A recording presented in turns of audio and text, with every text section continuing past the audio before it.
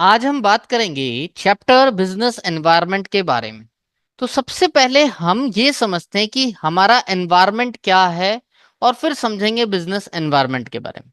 देखो, आपने देखा होगा कि हर इंसान एक एनवायरनमेंट में एग्जिस्ट कर रहा है। हम लोग भी क्या कर रहे हैं, जो ह्यूमन बींग है वो एक एनवायरनमेंट में लिव कर रहा है कि नहीं, रहता है कि नहीं रहता। उसी एनवायरनमेंट से उसको हवा पानी, उसकी जो सोसाइटी है वो सब उसको प्रभावित कर रही है कि नहीं कर रही है। तो उसी तरह बिजनेस का भी अपना एनवायरनमेंट है जहां पर वो अपने बिजनेस को ऑपरेट करता है, यानी अपने बिजनेस को चलाता है। तो इसलिए हम क्या बोलेंगे कि बिजनेस एनवायरनमेंट एक ऐसी सराउंडिंग है जहां पर बिजनेस एग्जिस्ट करता है और ऑपरेट करता है। ठीक है सर। तो जो ये बिजनेस का एनवायरनमेंट है ना बेटा, वो दो तरह के हो सकते हैं। वो एक इंटरनल एनवायरनमेंट हो सकता है और एक एक्सटर्नल एनवायरनमेंट हो सकता है।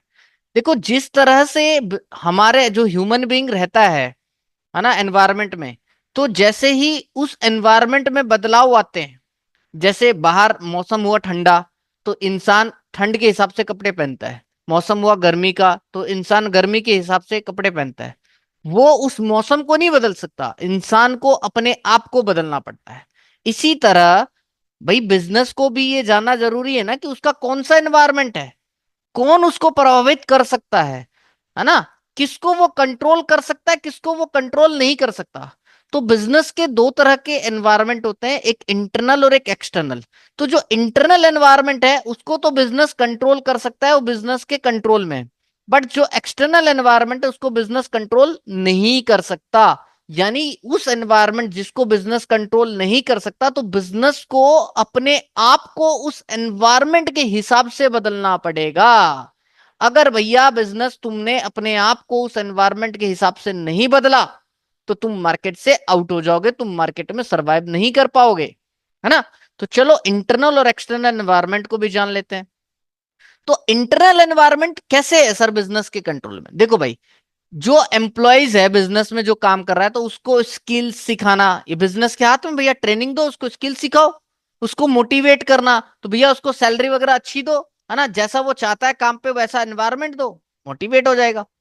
इसी तरह से ऑर्गेनाइजेशन का कैसा स्ट्रक्चर होना चाहिए, है ना। स्ट्रक्चर का मतलब क्या क्या अपने, किसको क्या जॉब दे रखी है, किसको क्या अथॉरिटी दे रखी है, कौन किससे ऑर्डर लेगा, वो पूरा सिस्टम जो आपने बना रखा है। आपके बिजनेस का इमेज, गुडविल, वो आपके हाथ में भाई। अच्छा सामान बेचो, सोसाइटी के लिए भला करो, है ना। अच्छी टेक्नोलॉजी का यूज करना, ये सारे ये आपके हाथ में है। ये बिजनेस, ये तुम इसको कंट्रोल कर सकते हो, है ना। अगर तुम ये अच्छा करोगे तो तुम्हारा बिजनेस अच्छा चलेगा, तो ये तो तुम कंट्रोल कर सकते हो। बट हम जो बात कर रहे हैं यहां पर इस चैप्टर पे, वो बात कर रहे हैं एक्सटर्नल फैक्टर की, एक्सटर्नल एनवायरनमेंट की, जो बिजनेस के कंट्रोल में नहीं होता। यानी इस एक्सटर्नल फैक्टर को बिजनेस को जानना पड़ता है कि भैया मार्केट में इस एक्सटर्नल फैक्टर में क्या चल रहा है, और बिजनेस को अपने हिसाब से, मींस अपने आप को उस एक्सटर्नल फैक्टर के हिसाब से बदलना पड़ता है, अगर मार्केट में टिके रहना है और मार्केट में आगे जाना है तो सर ये कौन कौन से होते हैं। तो इसी से डेफिनेशन तुम्हारा बिजनेस एनवायरनमेंट का निकल के आया कि business environment is the sum of total of external forces. तो जो एक्सटर्नल एनवायरनमेंट की मैं बात कर रहा था, उसमें इंडिविजुअल्स होते हैं, इंस्टीट्यूशंस होते हैं और अदर फोर्सेस होते हैं। तो इसको बहुत डीपली और आराम से समझा रहा हूं, है ना। एग्जाम में सिर्फ डेफिनेशन लिखने की बात हो तो तुम सिंपली लिख सकते हो आप कि भैया जैसे इंसान का एनवायरनमेंट होता है जिसमें वो एग्जिस्ट करता है, ऐसे ही बिजनेस का भी एनवायरनमेंट होता है जिसमें वो ऑपरेट करता है अपने बिजनेस को। ये दो तरह के होते हैं, इंटरनल और एक्सटर्नल। और एक्सटर्नल क्या है, sum of total of individual, institution and other forces. बस डेफिनेशन की बात खत्म, लेफ्ट डीपली समझ लो, लेकिन तुम आगे उसको अच्छी तरह लिख पाओगे और भी लिखना है तो। ठीक है सर। तो बच्चा, इंडिविजुअल्स में कौन आते हैं, देखो इंडिविजुअल्स में मैंने एग्जांपल दिया, कस्टमर आते हैं, सप्लायर्स आते हैं, कंपिटिटर्स आते हैं, शेयर होल्डर्स आते हैं, एम्प्लॉयज आते हैं। देख भाई, कस्टमर क्या होता है, वो तुमसे माल खरीदता है। तो भैया तुम अपने आप को कस्टमर के हिसाब से बदलो कि कस्टमर तुमको क्या चाहिए, तुम्हारी क्या नीड्स एंड वांट्स है। तो कस्टमर तुम्हारे हिसाब से नहीं बदलेगा। तुम जानो कस्टमर को क्या चाहिए और वो चीज उसको प्रोड्यूस करो, लाके दो, है ना। तो भैया कस्टमर तुम्हारे बिजनेस को प्रभाव कर सकता है, वो तुमको छोड़ सकता है। तो तुमको कस्टमर के हिसाब से अपने आप को, अपने प्रोडक्ट को चेंज करना पड़ेगा। इसी तरह सप्लायर, अगर तुमको सप्लायर माल देना बंद कर दे, है ना, तो तुम्हारे बिजनेस पर प्रभाव पड़ेगा। ऐसे ही बाहर कंपटीटर और आ जाए तो तुम्हारे बिजनेस पर प्रभाव पड़ेगा। तो इनको जांचना, इनको परखना कि भैया कंपटीटर क्या कर रहा है, क्या माल बेच रहा है, किस प्राइस पे बेच रहा है, तो ये तुमको जानना पड़ेगा और अपने आप को उसके हिसाब से चेंज करना पड़ेगा अगर तुमको मार्केट में एग्जिस्ट करना है तो। ठीक है सर। इसी तरह से बेटा इंस्टीट्यूशंस के अंदर कौन दे दिया मैंने, bank and financial institutions, government department, court and legal institutions, educational institution. क्यों बोला मैंने ये, देखो भैया बैंक और फाइनेंशियल इंस्टीट्यूशन ये तुम्हारे को क्या हेल्प कर रही है, यही तो तुमको फंड प्रोवाइड करती है, यही तो इनके जो पॉलिसीज हैं तुमको इसको जानना पड़ेगा, उसके हिसाब से तुमको अपने हिसाब को बदलना पड़ेगा, उस हिसाब से तुमको चलना पड़ेगा अगर तुमको लोन चाहिए, फंडिंग चाहिए तो। गवर्नमेंट डिपार्टमेंट वो तुम पे नजर रखती है, उनके जो रूल्स एंड रेगुलेशंस है उसको तुमको पालन करना पड़ेगा, टाइम टू टाइम टैक्स देना पड़ेगा। ऐसे कोर्ट्स एंड लीगल जजमेंट जो भी आती हैं उनको तुमको पालन करना पड़ेगा, नहीं तुम बिजनेस में टिक नहीं पाओगे। ऐसी एजुकेशनल इंस्टीट्यूशन ये तुमको क्या करती है, इनके भी अपने बायलॉज हैं भाई कि कैसे कैसे तुमको एम्प्लॉयज चाहिए, उनको ट्रेंड करना, है ना, उनको प्रोवाइड करती है फिर तुमको, है ना।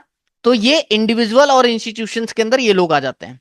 फिर बात करते हैं हम तीसरा अदर फोर्सेस के बारे में।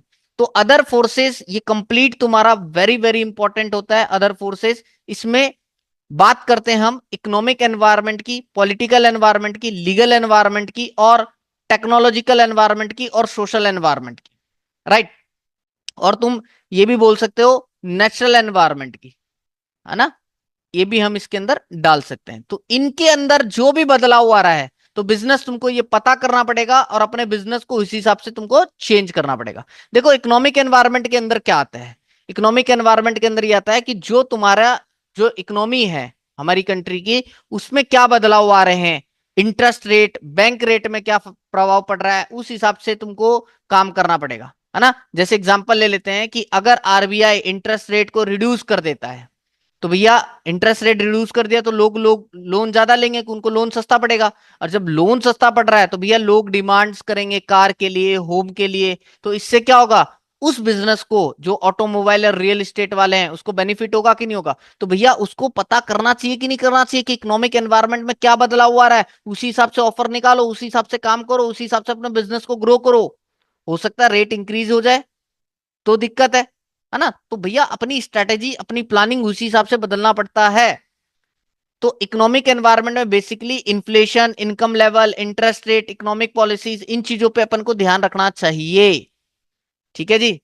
ऐसे ही तुम्हारा सोशल एनवायरनमेंट की अगर बात करूं बेटा, तो सोशल एनवायरनमेंट में तुमको ये देखना चाहिए भैया अगर हम इंडिया जैसी कंट्री में रह रहे हैं तो इंडिया का कस्टम्स क्या है, इंडिया का कल्चर्स क्या है, लोगों कैसे लाइफस्टाइल जीना पसंद करते हैं, क्या एजुकेशन लेवल रखना चाहते हैं, है ना। तो उसी हिसाब से तुमको काम करना चाहिए। जैसे अगर सोशल एनवायरनमेंट की बात करें, लाइफस्टाइल की बात करें, तो यहाँ पर लोग आजकल हेल्थ कॉन्शियस बहुत ज्यादा हो रहे हैं।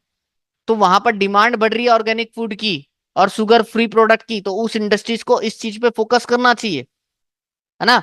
ऐसे ही पॉलिटिकल एनवायरनमेंट, आज गवर्नमेंट किसकी है, बीजेपी सरकार की है जी, है ना। तो अब वहां पर हमें देखना पड़ेगा कि अपनी जो पॉलिटिकल एनवायरनमेंट है, यहाँ पर जो गवर्नमेंट है इसकी स्टेबिलिटी कितना है, ये बिजनेस के बारे में कैसा सोचती है ना, और क्या क्या स्टेप्स इसने लिए बिजनेस की तरफ, या अपने इंडिया के अंदर इन्होंने क्या क्या स्टेप्स लिया है। जैसे डिजिटल इंडिया की बात कर रहे हैं, स्किल बेस्ड इंडिया की बात कर रहे हैं, तो इनके द्वारा जो भी निकाला गया, जितनी पॉलिटिकल स्टेबिलिटी होगी उतने लोग अपन के अंदर इन्वेस्ट करना चाहेंगे, अपने देश में आना चाहेंगे। ठीक है। इसी तरह लीगल एनवायरनमेंट पे भी तुमको फोकस करना पड़ेगा कि भैया तुम बिजनेस ऑपरेट कर रहे हो तो तुम्हारा लेबर लॉ क्या है, तुम्हारा पार्टनरशिप एक्ट लॉ क्या है, तुम्हारा कंपनीज एक्ट क्या है, ये सारे चीजों पे तुमको फोकस करके ही बिजनेस करना पड़ेगा। कंज्यूमर प्रोटेक्शन एक्ट क्या कहता है, इन सभी को तुमको फोकस करके काम करना पड़ेगा। ऐसे ही टेक्नोलॉजिकल एनवायरनमेंट, पहले हाथ से काम होता था भैया, अब नई नई टेक्नोलॉजी आ गई है। टेक्नोलॉजी बोले तो पहले पेमेंट नहीं होता था, कैश होता था, फोन पे पेटीएम वगैरह आने लगे। तो तुमको वो टेक्नोलॉजी अडॉप्ट करनी पड़ेगी अपने बिजनेस में अगर तुमको बिजनेस को ग्रो करना है तो, राइट। नेशनल एनवायरनमेंट भैया ये किसी का कंट्रोल में नहीं है, कभी फ्लड आ गया, डिजास्टर आ गया, तो उन चीजों के बारे में कैसे प्रिकॉशन लोगे नेशनल एनवायरनमेंट में भी, है ना।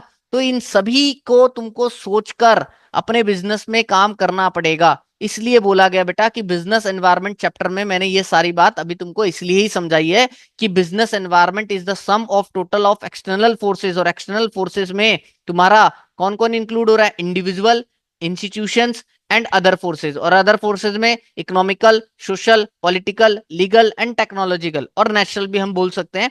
तो ये सारी बात को तुमको ध्यान में रखते हुए तुम्हारा बिजनेस एनवायरनमेंट पे तुमको काम करना है, राइट। तो मीनिंग क्या होता है बिजनेस एनवायरनमेंट, सिंपल लैंग्वेज में मैंने बता दिया, और टोटल भी पूरे डीप में भी तुमको मैंने समझा दिया।